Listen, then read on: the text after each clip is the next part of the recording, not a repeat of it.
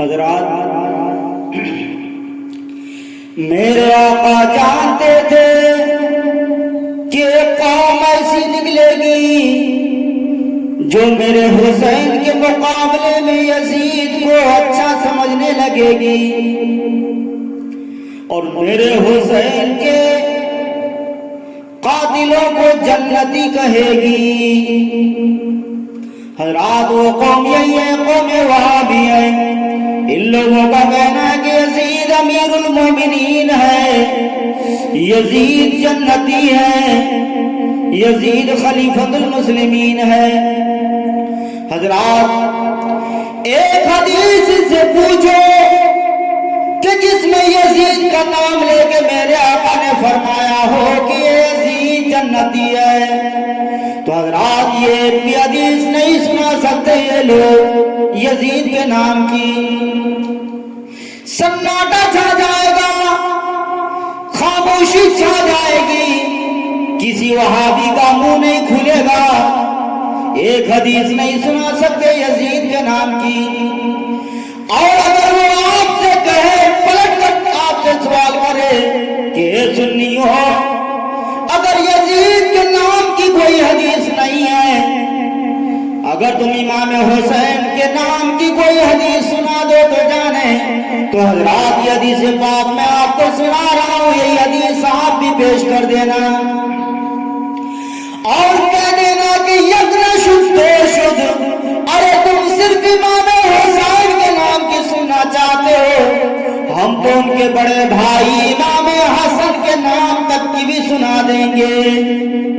سنو سنو، میرے آقا نے فرمایا ان الحسن والحسین سیدا شباب اہل الجنہ۔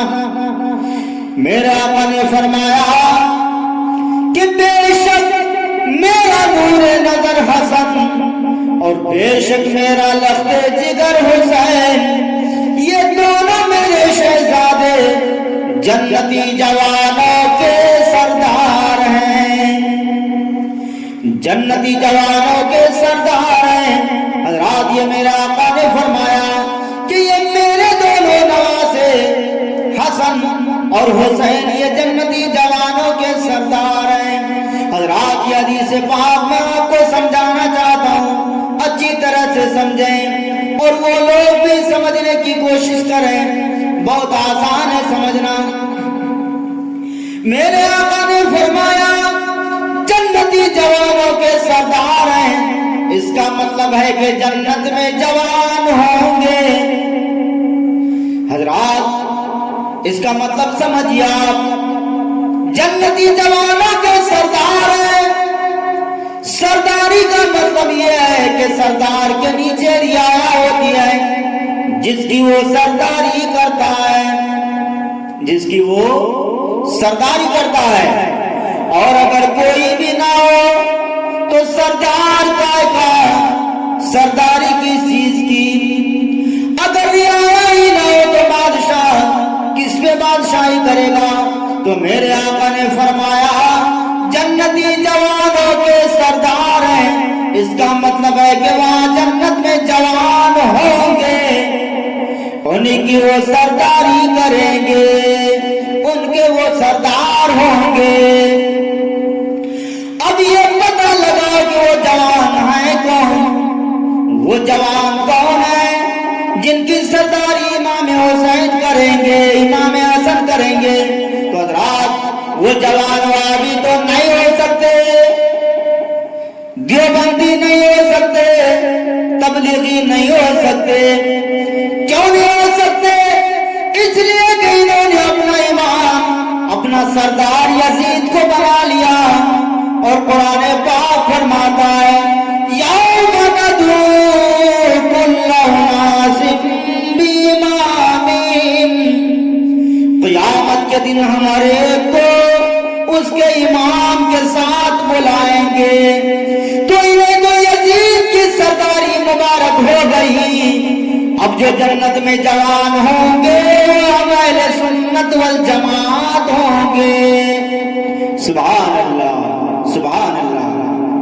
حضرات اس بات کا بھی فیصلہ قرآن نے فرما دیا کہ حق پر یزید نہیں ہے، حق پر امام حسین ہے۔ وہ کیسے؟ نماز ادھر بھی تھی امام حسین کی طرف اور نماز ادھر بھی تھی یزیدیوں کی طرف، نماز ادھر بھی تھی نماز ادھر بھی تھی، مگر یاد رکھنا میں پیغام دے رہا ہوں سب کو کہ امام حسین کو گھیرنے کے لیے حر بن یزید ریائی کو بھیجا 1000 لشکر کے ساتھ۔ یزید کے گورنر ابن زیاد بن نہاد نے انہوں نے امام علی مقام کا تعاقب کیا، اور جب نماز کا وقت آیا تو امام حسین نماز پڑھا رہے ہیں اور وہ یزیدی امام حسین کے پیچھے نماز پڑھ رہے ہیں۔ امام حسین کے پیچھے انہوں نے نماز پڑھی، مگر یاد رکھنا کبھی ایسا نہ ہوا کہ کوئی یزیدی امام بنتا اور امام حسین اس کے پیچھے نماز پڑھ لیتے، کبھی ایسا نہ ہوا۔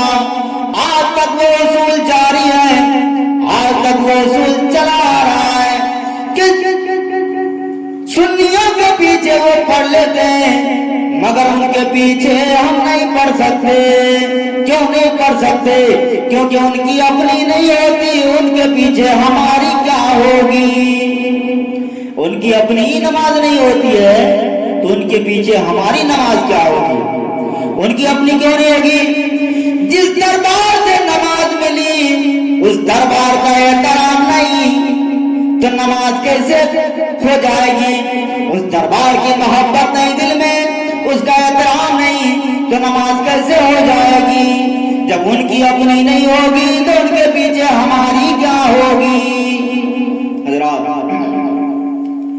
تو میں عرض کر رہا تھا کہ نماز ادھر بھی تھی، نماز ادھر بھی تھی، جماعت ادھر بھی تھی، جماعت ادھر بھی تھی، تکبیر ادھر بھی تھی، تکبیر ادھر بھی تھی، تحلیل ادھر بھی تھی، تحلیل ادھر بھی تھی، جھنڈا ادھر بھی تھا، جھنڈا ادھر بھی تھا، حق کے دعوے ادھر بھی تھے، حق کے دعوے ادھر بھی تھے، داڑیاں ادھر بھی تھی، داڑیاں ادھر بھی تھی، پرچم ادھر بھی تھے، پرچم ادھر بھی تھے، لا الہ الا اللہ ادھر بھی تھا، لا الہ الا اللہ ادھر بھی تھا، محمد رسول اللہ ادھر بھی تھا، محمد رسول اللہ ادھر بھی تھا، کلمہ ادھر بھی تھا، کلمہ ادھر بھی تھا۔ اب فیصلہ کیسے ہو؟ اب فیصلہ کیسے ہو؟ بعض لوگ ایسے کے بیچ میں وہ کہتے صاحب یہ بھی امام وہ بھی امام، یہ بھی داڑھی والے وہ بھی داڑھی والے، یہ بھی قرآن ساتھ میں رکھتے ہیں وہ بھی قرآن ساتھ میں رکھتے ہیں، یہ بھی آیتوں کا حوالہ دیتے ہیں وہ بھی آیتوں کا حوالہ دیتے ہیں، یہ بھی حدیثوں کا حوالہ دیتے ہیں وہ بھی حدیثوں کا حوالہ دیتے ہیں۔ ہم کدھر جائیں؟ ہم تو کاروباری آدمی ہیں۔ تو وہاں بھی دونوں طرف ایک ہی چیز تھی، نماز ادھر بھی تھی، نماز ادھر بھی تھی، قرآن ادھر بھی تھا، قرآن ادھر بھی تھا۔ اب فیصلہ کیسے ہو؟ تو اس وقت سے پہلے ہی قرآن پاک نے ارشاد فرما دیا تھا کہ ایک چیز وہ ہے جو فیصلہ کن ہے، جو ادھر ہے ادھر نہیں ہے، وہ کیا ہے؟ وہ صبر ہے، صبر، صبر والے ادھر ہے۔ اور قرآن پاک نے فرمایا ان اللہ مع الصابرین، یہ نہیں فرمایا ان اللہ مع المصلین، بے شک اللہ پاک نمازیوں کے ساتھ ہے، یہ نہیں فرمایا، بلکہ فرمایا کہ بے شک اللہ پاک صبر کرنے والوں کے ساتھ ہیں۔ سبحان اللہ، سبحان اللہ۔ حضرت امام حسین کا ذکر ہمارے ایمان کو تازہ کر دیتا ہے، ہمارے روح کے اندر روحانیت بھر دیتا ہے۔ وارے میرے امام حسین، تو نے سرزمین کربلا میں اسلام کو زندہ کیا، اور آج تمہارے ذکر نے ہم مسلمانوں کو زندہ